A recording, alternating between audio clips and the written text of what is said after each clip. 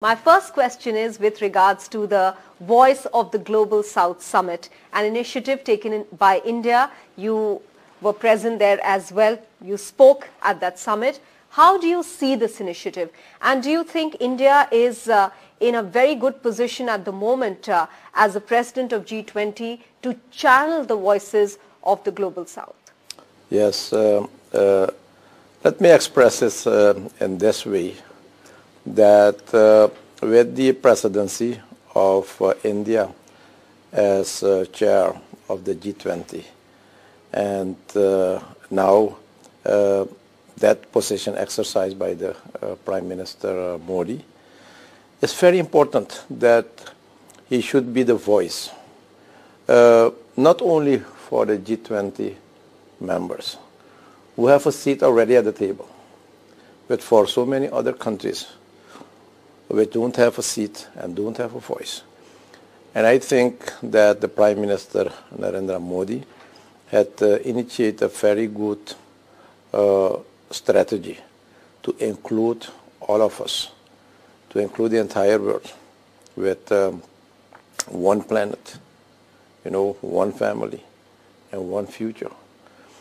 And to implement that philosophy, you need to include all of them. And this is one of the instruments, this Global South Summit, where you can get the ideas, the views, the recommendations from the other heads and leaders, because there are problems in the world. There are global problems and global challenges which need to be addressed collectively. And therefore, you need also the unity in that agenda. And that unity in the agenda, you can get such kind of summits where people, where heads, where leaders are providing on behalf of their country, on behalf of their people, their issues, as the role of the Prime Minister to collect all these views and all these ideas and to bring it to the G20 as the leader for the entire world. And that takes us to the next question with regards to a voice for a country like India itself at platforms like the United Nations Security Council. India has just concluded its non-permanent membership. For the last 2 years, India was a non-permanent member. Do you think India is a rightful claimant to a permanent seat as well? And are reforms in the UN important? Well, two questions. Firstly, the position of India in the Security Council. Yes, my country will support that, and that has been expressed already, and that informed also the Prime Minister Modi. And we are doing that on the basis of several arguments. One is that India has shown the world its capacity, its strength in the area of peaceful settlements of issues. India has shown the world that's the largest democracy. But also in the area of leadership, that we have seen that India is always historically following the path of peace and dialogue. And at this time, where we do have turmoil in the world, where we do have conflicts, you have to look for such a leader.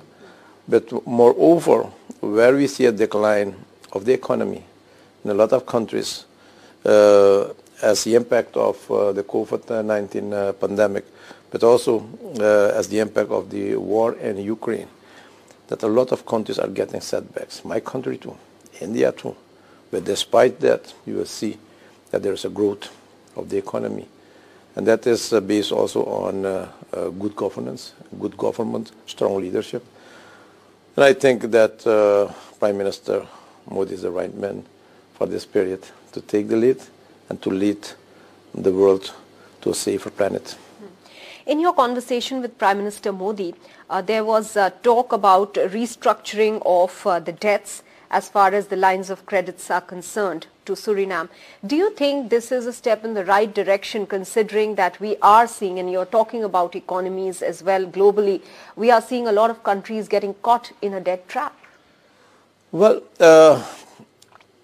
my view as a leader of a country, as a president, is that you need to guarantee first a good governance based on the principle of democracy, rule of law, and maintaining, as a father of a nation, also a good economy based on your income and your expenditure. And you know what the people you have, you know what the production capacity is, you know what the export is, you know what the import is. So based on that, you need to design a strategy to keep the economy in balance and to keep also your debt position within the international ratio, and that is 60% of the GDP. Well, I just took over a country, my beloved country, as the new president. And I took over also an inheritance of $4 billion debt. And that is very complex, very complicated.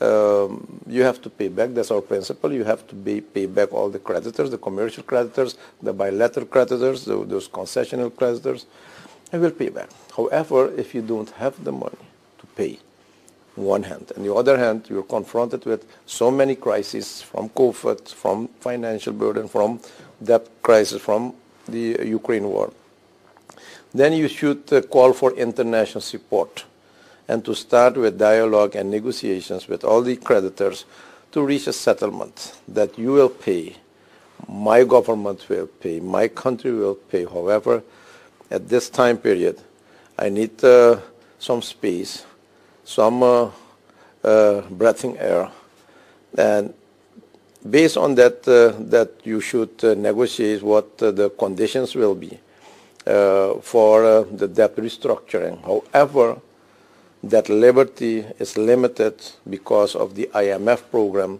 we are implementing. And every solution, what you will find with your creditors, should fit in the framework of also the IMF.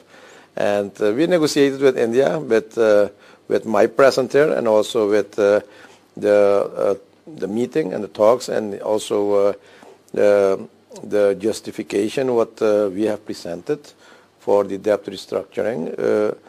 We found also a voice from India, and that voice is coming from the government, that India will cooperate in reaching that debt restructuring with Suriname, and that's the best news and the best result I got during my stay over here. And why I told you this story, because with this story I'm telling you also that we are not a government with an agenda to ruin the country, to ruin the economy. My mandate is to recover the economy, to bring back prosperity. Because all the money what a government is borrowing, that money should be paid back by the people. And that is creating a lot of burden. And that is what we don't want as new administration. But we took it over, we inherited, and we look for a solution, and the world is supporting us, India is supporting us, and I'm taking this opportunity once again to express my sincere thanks to the government of India. Maritime cooperation was also discussed with the Prime Minister. What can we look forward to in this sector between the two? Well, to have a better understanding on that maritime security, it's good to know where we are situated and positioned. In the northeast of South America, between Guyana, French Guyana, South Brazil, and the north, a huge area of the Atlantic Ocean. Our maritime zone is larger than our continental territory. And if you see how many measures we are taking, how many actions we are taking to create security on the mainland, and to compare what we are doing in the maritime zone, then it's one conclusion that we are not doing enough. And that's for a simple reason: we don't have the capacity. And we agree with my neighboring country, Guyana, with also the president of Guyana, Irfan Ali, that based on the lack of capacity, resources, that we have to cooperate and India is a partner. And together we have to ask for that support from the government of India, because with the modern technology, you can create a system to control and to monitor your maritime zone jointly. And if you do it together, the costs will be reduced, the costs will be shared.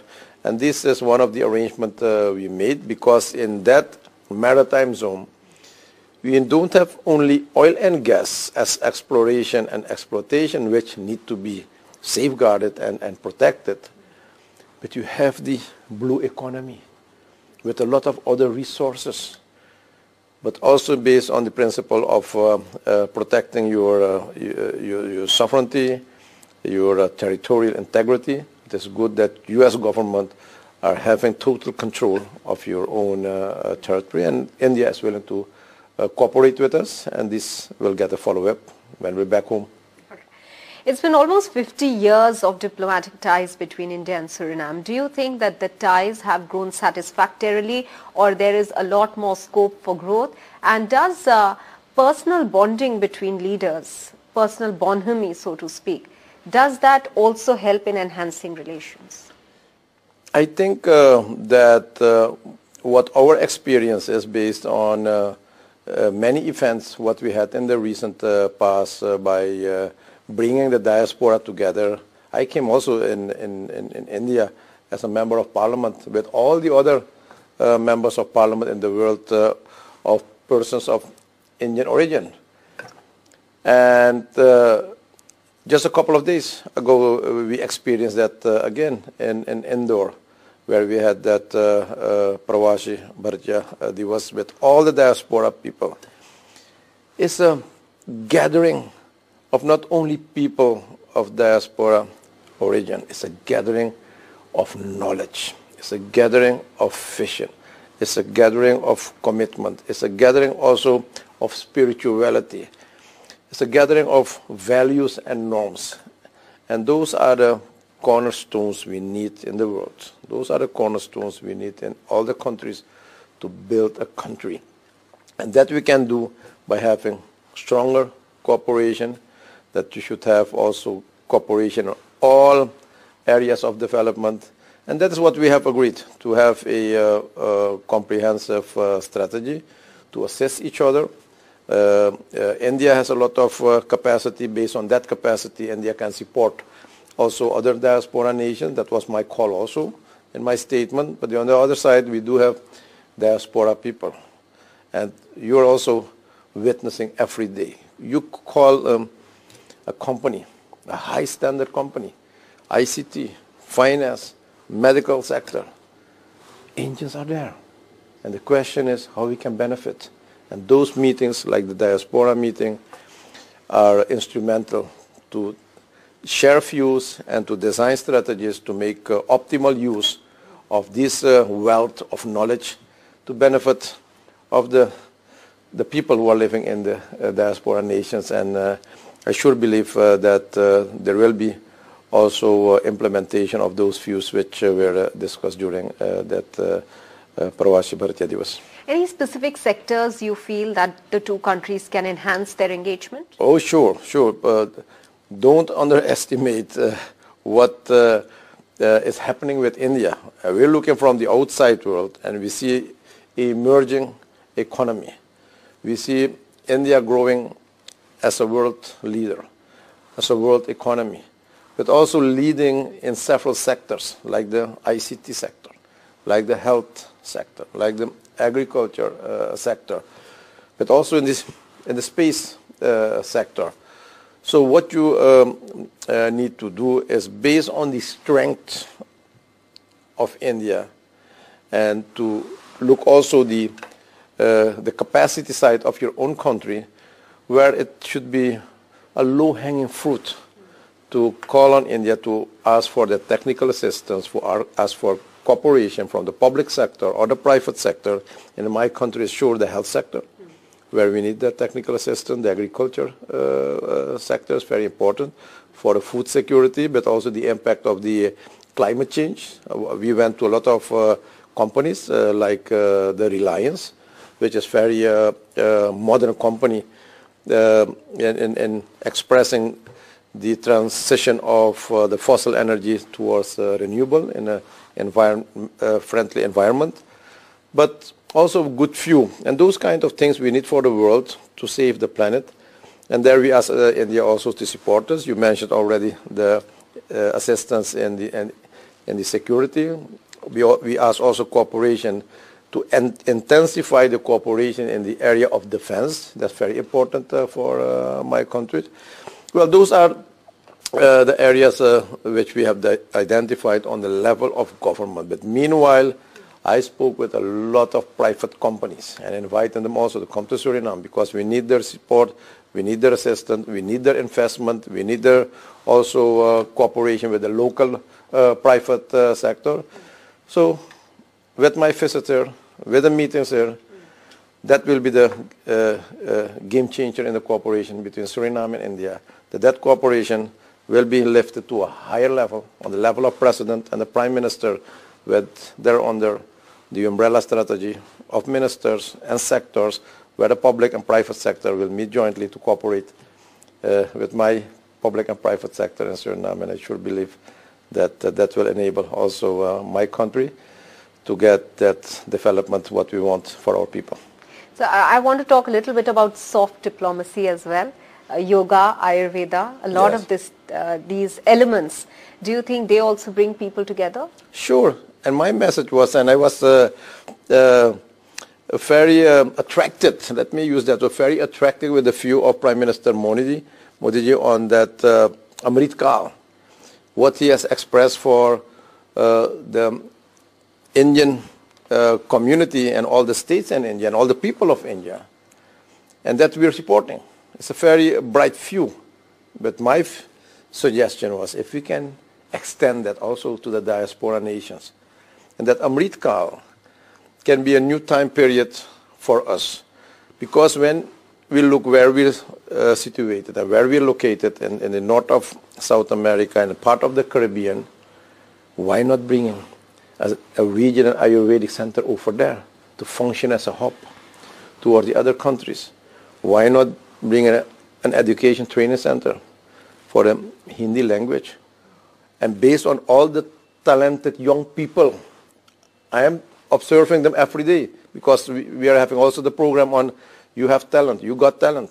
And I'm seeing them, why they cannot get the opportunity to go into that film academy and get access to Bollywood?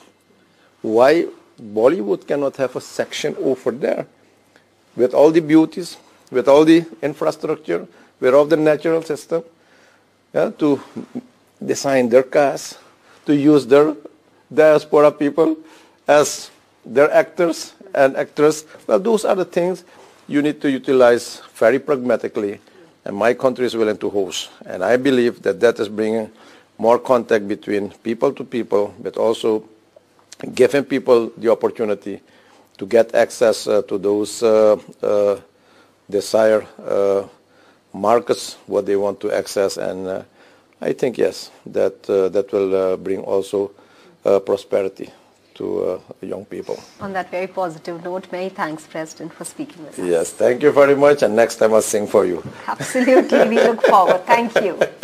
Thank you.